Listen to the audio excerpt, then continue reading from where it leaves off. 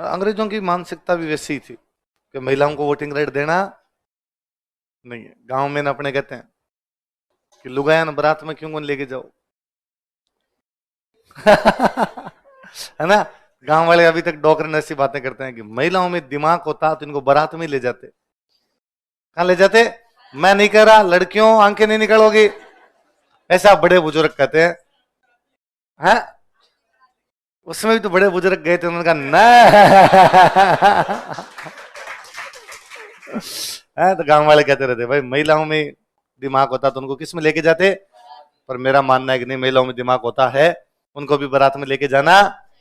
लड़कियों तुम पक्ष में हो कि नहीं हो? है तो खुद ही करिए, बीन को वापस ले आएंगे। हाँ कहावत है कि महिलाएं बारात में जाएगी तो बीन बिना ब्याह के आएगा। कैसे? मतलब लड़ाई कर लेगी वहां? अच्छा ऐसे।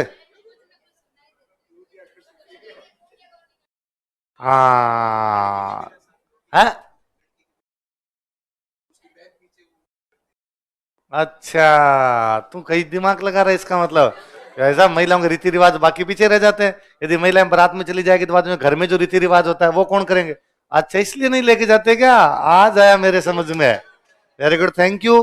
हाँ चलो।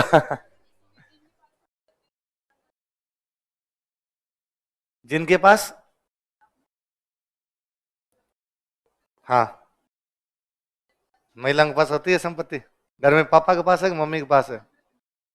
मम्मी के पास है। ए वाह, इनके घर में विमेन एम्पावरमेंट है भाई साहब। तो फिर हो सकती है तुम्हारे घर में वोटिंग राइट किसको है? मम्मी को, वहां पापा को नहीं है। अच्छा सच में नहीं होती, दिखाने के लिए होती है। भाई मम्मी रखती है, मम्मी बैंक है, पर बैंक का पैसे पर अधिकार है वैसा। हाँ तो अच्छा पापा के पास शक्ति कम है, मम्मी के पास ज्यादा है। हाँ मम्मी से पूछे बिना पापा कुछ ही नहीं करते। अरे भगवान, हाँ, आपके घर में पूरा विमेन एम्पावरमेंट हो चुका है। कहाँ के हो आप? सवाई माधोपुर भाई, इधर जयपुर से इधर इधर महिला सशक्तिकरण है। पश्चिमी राजस्थान वालों को तो आ जाया निकला है। किसके पास है घर में? पापा के पास है मम्मी के पास? अभी तक गांव के डोकरे अंदर बनियान पहनी हुई उसमें रुपए। मम्मी वैसे देखती नहीं है, पूरी जिंदगी में नोट के कड़क कड़क नोट के हाथ लगा के नहीं देख रही है। चलो अब आगे जी, थोड़े थोड़े अधिकार आगे, पहले इतने अधिकार होते नहीं थे। क्या लिखा है? महिलाओं के पास। ठीक है यार, छोटे छोटे बच्चों क्लास में भेज दिया यार मेरे को, बड़ी बड़ी बातें करते रहते, मम्मी के पास अधिकार है हमारे। कोई सुन ले अपनी क्लास में, क्या मम्मी पापा की बात करते रहते हो। फर्स्ट वर्ल्ड वॉर में इंडियंस लड़ने के लिए गए, इंडियंस लड़ने गए, जर्मनी गए, टर्की गए। तो जर्मनी शुरू शुरू में बड़ा हावी रहा था और अंग्रेजों को जर्मनी ने कई जगह पर हराया था। जब अंग्रेजों का अपने राज था, तो जिनका राज होता था हमेशा जनता को लगता है कि राज में जो है उससे बड़ा पावरफुल कोई भी नहीं। और अपने तो इमेज ही बन गई थी कि गोरी चमड़ी वाली दुनिया में सबसे जोरदार है, अंग्रेजों से ज्यादा ताकतवर इस दुनिया में कोई भी। तो हम, और जब कोई आदमी मान लेता है ना कि भाई ये सबसे ताकतवर है, फिर वो कभी लड़ने की हिम्मत नहीं जुटा पाता, क्योंकि उसके मन में ही डर रहता है कि नहीं यार ये ताकतवर, इससे तो मैं क्या लड़ूंगा। तो इंडियंस कभी यूं अंग्रेजों के सामने आंखें उठाने की हिम्मत नहीं कर पाते। और इंडियंस को हमेशा लगता है कि नहीं यार ये तगड़ा आदमी यार, इसको कैसे हरा पाएंगे। लेकिन जब इंडियंस सोल्जर लड़ने के लिए जर्मनी गए और जर्मनी ने कई जगह अंग्रेजों को हराया, तो जब हराया तो ऑफिसर कौन होते? अंग्रेज। सोल्जर कौन होते? इंडियन। तो इंडियन सोल्जर करें नहीं साहब लड़ेंगे, और वो इंग्लिश ऑफिसर था, उसने कहा नहीं चपलें हाथ में लो। तो अपने वालों को लगा गया अच्छा साहब को भी डर लगता है। तो बाद में वापस आके उन्होंने बताया कि ये जो साहब यहाँ अकड़ में चलते हैं ना, वैसा वहां ना पेंट गिली हुई थी इनकी, और घोड़ों की आवाज सुनी थी। तो इससे क्या होता है, जनता का कॉन्फिडेंस बढ़ता है, और वो जो भावना होती है ना कि अंग्रेज किसी से हार नहीं सकते, इनविंसिबल, अनबीटेबल, कोई भी इनको बीट कर नहीं सकता, वो भावना पूरी तरीके से चूर चूर हो गई थी। और जब ये आता है ना, तो एक तो होता है कि ये किसी से हार ही नहीं सकते, एक ये आता है कि नहीं इनको हराया जा सकता है। कॉन्फिडेंस बहुत बड़ी चीज होती है, बंदा बाद में पार कर लेता है चीजों को। तो पहले उनके बारे में इंडियन से सोचते थे कि ये किसी से भी हारेंगे नहीं, लेकिन अब जब उन्होंने देखा अगर हमारे सामने तो 5-7 जगह हारे थे और ये तो डरपोक निकले रहे, हम तो फिर भी लड़ना चाहते थे लेकिन ये तो लड़ना भी चाहते, तो उनको लगा कि यार इसका मतलब इनको भी हराया जा सकता है। जब जर्मन से हरा सकते हैं इनको, तो अपने भी इनको हरा सकते हैं। कॉन्फिडेंस बहुत बड़ी चीज, बहुत बड़ी चीज होती है। ऑस्ट्रेलिया की क्रिकेट टीम है ना, कोई टाइम में ये था कि ऑस्ट्रेलिया क्रिकेट टीम किसी से हारती नहीं थी। मतलब आप ये देख लो कि ऐसे ऐसे मैच होते थे उस टाइम कि एक तरफ ऑस्ट्रेलिया के 11 खिलाड़ी, एक तरफ पूरी दुनिया के अच्छे अच्छे 11 खिलाड़ी। तो अपने लगता पूरी दुनिया के तो अच्छे अच्छे ले लेंगे फिर तो टीम बड़ी स्ट्रांग बन जाएगी। ऑस्ट्रेलिया इतना बुरा मारती थी कि 3-3 दिन में टेस्ट मैच खत्म, कि पूरी दुनिया वाले अच्छे अच्छे प्लेयर 11 प्लेयर लिए, कि सचिन को ले लो, वेस्ट इंडीज से ब्रायन लारा को ले लो, आप शोएब अख्तर को बॉलर ले लो, सारे जो उस टाइम के अच्छे अच्छे प्लेयर थे वो लिए। और पहले बैटिंग की वर्ल्ड 11 ने, बाकी दुनिया वाले जो वर्ल्ड 11 है वो खेली। रन कितने बनाए कि 125। अब आई ऑस्ट्रेलिया बैटिंग करने के लिए, रन कितने बनाए कि 600। अब वापस बैटिंग करनी है वर्ल्ड 11, रन कितने बनाए कि 57। कितने से जीत गए भाई साहब, पारी और 400 रन ढाई दिन बाद। क्योंकि वो अंग्रेजों का डर था कि भाई, अब सॉरी ऑस्ट्रेलिया का डर था कि ऑस्ट्रेलिया वाले किसी से हार नहीं सकते, वो डर से ही आउट हो जाया करते, वो डर से ही हार जाया करते। ऑस्ट्रेलिया इंडिया आई खेलने के लिए, लगातार 15 टेस्ट मैच जीत गए। लगातार कितने? 15 टेस्ट मैच। और आते ही ऑस्ट्रेलिया वालों ने बयान देने शुरू किए कि इंडिया में 3 टेस्ट मैच है, 3-3 दिन में खत्म कर लेंगे, बहुत जल्दी खत्म कर देंगे हम और खा जाएंगे, कच्चा चबा जाएंगे इनको। और मैग्रार उस टाइम जो बॉलर थे उनके डली आते, बयान आते, हम इंडियंस का सर फोड़ देंगे, कोई कदम जबड़ा तोड़ देंगे। अपने वाले बाप रे डरे हुए ही रहते। पहला टेस्ट हुआ बॉम्बे और वास्तव में 3 दिन में जीत गए। अपने वालों ने वही 125 रन बनाए, उन्होंने को 601 चेपे, अपने वाले हार गए। सौरव गांगुली कैप्टन नया नया बनाया था तब। गांगुली ने वापस इंडियंस को, अरे ऐसे क्या रहे, ऐसे क्या घुटने टेकने, थोड़ा लड़ने की हिम्मत तो दिखाओ, थोड़ा जज्बा तो दिखाओ। तो अगला टेस्ट मैच हुआ कलकत्ता, कलकत्ता वाले में हुआ तो एक तो गांगुली टॉस करने के लिए लेट गया। ऑस्ट्रेलिया कैप्टन हुआ करता स्टीव वो, कौन था? टॉस का टाइम हो गया, वो चला गया, गांगुली 10 मिनट लेट गया। ये बड़ी बात थी उन दिनों में, ऑस्ट्रेलिया कैप्टन को वेट करवाया। वो यूं आग बबूला यार, इनकी इंडियंस की इतनी औकात कि मैं मैदान में आ गया तेरी टॉस करने के लिए आया। दादा दादा ने कहा लेट आएंगे भाई साहब। तो वो पहले दिन से यूं खार खाए हुए, उन्होंने कहा आप बताएंगे, हम इंडियंस को बताएंगे। और उन्होंने पहले बैटिंग करके वापस 500 550 रन, 566 कितने से रन बनाए। अब इंडिया खेलने के लिए इंडिया ने वही 125। तो उन्होंने कहा फॉलो ऑन खेल लो। क्या खेल लो? फॉलो ऑन तो समझते हो क्रिकेट में, कि यदि किसी ने फर्स्ट बैटिंग की, दूसरी टीम जो फर्स्ट बैटिंग करती है, उन दोनों के बीच में गैप 200 रन से ज्यादा का हो। कितने का ज्यादा?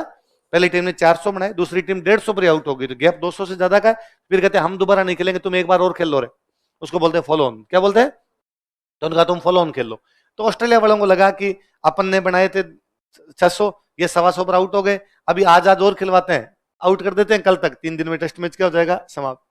इंडियंस खेलने लगे वापस, वो 2-3 विकेट फटाफट जल्दी जल्दी गिर गए इंडिया के। तो बाद में भाई साहब चौथे दिन, तीसरे और चौथे दिन 2 दिन, 2 आदमी खड़े हुए, लक्ष्मण और द्रविड़। कौन कौन? लक्ष्मण ने बनाए 281, कितने बनाए? द्रविड़ ने बनाए 180। पूरा तीसरा दिन कोई विकेट ही नहीं। पूरा चौथा दिन शाम तक इंडियंस खेले, तब जाके ऑल आउट हुए। और उनको दिया को 232 रन का टारगेट दिया कि अब चौथी पारी में तुम्हें 232 रन और बनाने। 5वां दिन इंडिया का विकेट टर्न होना शुरू हो जाता है, मिट्टी उछलने लग जाती है, हरभजन खा गया उनको 190 पे, इंडिया जीत गई। लगातार 16 टेस्ट में जीती हुई टीम को इंडिया ने कलकत्ता के अंदर हरा दिया। कॉन्फिडेंस आया, चेन्नई के अंदर ऑस्ट्रेलिया को फिर हरा गए। कॉन्फिडेंस क्या चीज होता है कि जब आपको ये आ जाता ना यूं कि भाई अपने इसको हरा सकते हैं, कर लिया जाता है। आप में ये दिए कॉन्फिडेंस। आज से क्या है, आज से कई साल पहले तक अपने गांव के अंदर लोग आरएसआईएस की तैयारी करने के बारे में सोचते नहीं थे। कारण कि उन्होंने आसपास में किसी को आरएसआईएस देखा ही नहीं था। उन्होंने ज्यादा से ज्यादा बड़ी नौकरी देखी थी फौज पुलिस मास्टर, तो सोचते भी थे फौज पुलिस मास्टर। फिर धीरे धीरे उन्होंने देखा कि नहीं यार, अपने ये पड़ोस वाले गांव में एक लड़का आरएस लग गया, तो लोगों के अंदर आएगी, इसका मतलब ये लग सकता है तो मैं भी लग सकता हूं, तो आरएस लगने शुरू हुए। अभी तक भी आप लोग इतने से हो, बाकी अभी तक भी लोग सोचते हैं आईएएस तो इसमें तो पार पड़ेगी नहीं, क्योंकि अभी तक इतने ज्यादा लोग नहीं है। ये ज्यादा आने लगेंगे, उस दिन आईएएस में वैसे ही भीड़ पड़ेगी, हम आईएएस को ही खा जाएंगे, फिर आईएएस में भी ज्यादा लोग आने लग जाएंगे। यूपी बिहार वालों के क्या होता है, उनके आरएस जैसे अपना स्टेट पीसीएस है, उनके स्टेट पीसीएस के एग्जाम होते ही नहीं, और होते हैं तो उनकी यूपी में तो फिर भी हालत थोड़ी ठीक हो गई, वरना उनकी इतनी नकलें हुआ करती थी कि अपने तो उनके सामने कुछ ही नहीं है। अपने वाले नकल तो यूं चिंदी चोरी टाइप की नकल है, वो पूरी पूरी वैकेंसियां उनकी नकलों में चली जाया करती थी। इसलिए वो लोग तैयारी नहीं करते अपने स्टेट पीसीएस की, भाई क्या करेंगे। भाई जब ऐसा एग्जाम होता है तो वो तैयारी किसकी करते हैं, आईएएस की, तो सेलेक्ट भी किस में होते हैं, आईएएस में। तो आप दिल्ली चले जाओ, वहां सारे के सारे यूपी बिहारी भरे पड़े हैं, फर्स्ट ईयर करके वहां पे गया हुआ है। आप मिलोगे, आप पूछोगे दिल्ली कब आए थे, कि 3 साल हो गए हैं दिल्ली आए। तो कोचिंग कर रहे हो कि नहीं, अभी तो बेस तैयार कर रहे हैं।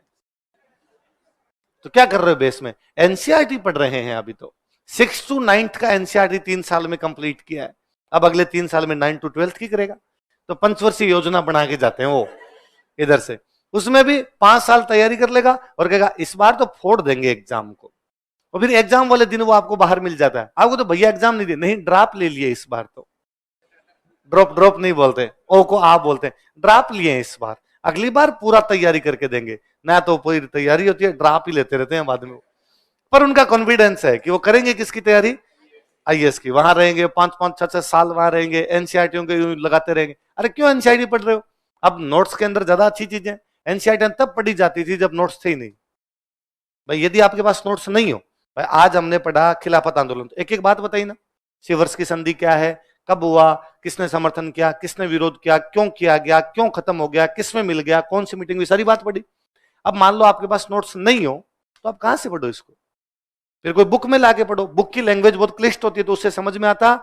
तो पहले कहा करते थे कि एनसीईआरटी पढ़ ले, 6 की एनसीईआरटी पढ़ ले, 7th की, 8th की, 9th के एनसीईआरटी पढ़ ले, थोड़ी बातें उनके अंदर होगी, तेरा एक बेस क्लियर हो जाएगा। अब ये बेस नोट्स में ही होता है, पर उनके वो उस प्रकार की चीजें हैं। पर उनका वो कॉन्फिडेंस होता है कि आईएएस उनके आसपास में लगते हैं, तो उधर आईएएस की तैयारी खूब सारी करते हैं। तो वो कि वो हमने जब अंग्रेजों को हारते हुए देखा, तो अंग्रेजों की जो इमेज हमारे दिमाग में बन गई थी कि अंग्रेज किसी से हारते नहीं है, वो इमेज क्या हो गई? समाप्त। दूसरा, फर्स्ट वर्ल्ड वॉर में मैंने देखो बताया था, गांधी जी ने सबने सपोर्ट किया।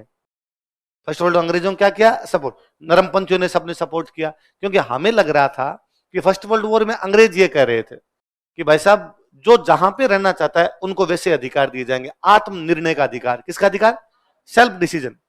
मतलब फर्स्ट वर्ल्ड वॉर के बाद लोगों से पूछा था, जर्मनी के अंडर में खूब सारा इलाका था। अब जर्मनी के अंडर में लोग रहते थे पोल जाति के लोग। कौन सी जाति के? इनको जाके पूछा, भाई जर्मनी के साथ रहना चाहते हो? नहीं रहना चाहते, हम अलग रहना चाहते हैं। देश बना दिया पोलैंड। कौन सा बना दिया? सर्ब जाति के लोग। तुम अंडर में रहना चाहते हो? नहीं रहना चाहते, देश बना दिया सर्बिया। कौन सा बना दिया? तो अपने इंडियंस और अंग्रेजों ने कहा था कि जैसे ही हम वर्ल्ड वॉर जीत जाएंगे, जर्मनी को हरा देंगे, लोगों को आजादी दिलवाएंगे। तो अपने वालों को लगा यदि हम अंग्रेजों का सपोर्ट करेंगे तो हमें भी क्या मिल जाएगी? अंग्रेजों ने वापस आकर है वो बात तुम्हारे लिए, तुम आउट ऑफ सिलेबस हो भाई साहब। तो अपने नरमपंथी जो थे उनको बड़ा झटका लगा, और उनको लगा हमने सपोर्ट इसलिए किया था कि अंग्रेज हमारे लोकतंत्र स्थापित करेंगे, डेमोक्रेसी लेके आएंगे, लेकिन उन्होंने, अंग्रेजों ने ऐसा भारत के अंदर कुछ भी किया